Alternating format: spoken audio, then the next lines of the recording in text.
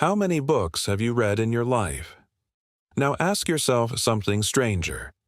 What if every single one of them had to be copied out, by hand, one letter at a time? That was the entire world, for almost all of human history. What if it had simply stayed that way? What if the printing press was never invented? Before Gutenberg, a single skilled monk could take over a year to hand copy one Bible. One book, 12 months of a human life. So here's the question worth sitting with. Without a machine to multiply that effort, how many books do you think would even exist by now? Hundreds of thousands? Or maybe, just maybe, a world where owning any book at all was a privilege reserved for kings, monasteries, and the extremely wealthy. In 1517, Martin Luther nailed 95 arguments to a church door. A local dispute should have stayed a local dispute. Instead, printed copies spread across Europe in weeks, not decades.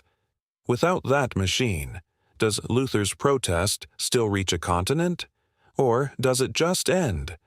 One monk, one door, one conversation that dies in a single town, and an entire religious revolution that simply never happens. Now push it further. Newton writes the Principia, the book that basically invents modern physics. But without printing, how many copies exist? 10? 20, if he's lucky. Would the scientific revolution even have a revolution, or just a handful of brilliant ideas, trapped in a handful of rooms, never reaching the next mind that needed them? So here's the real question. This leaves you with literacy, science, mass education, even the idea that ordinary people deserve access to knowledge. How much of that was ever really inevitable? And if it isn't, what does that make the sentence you're reading right now?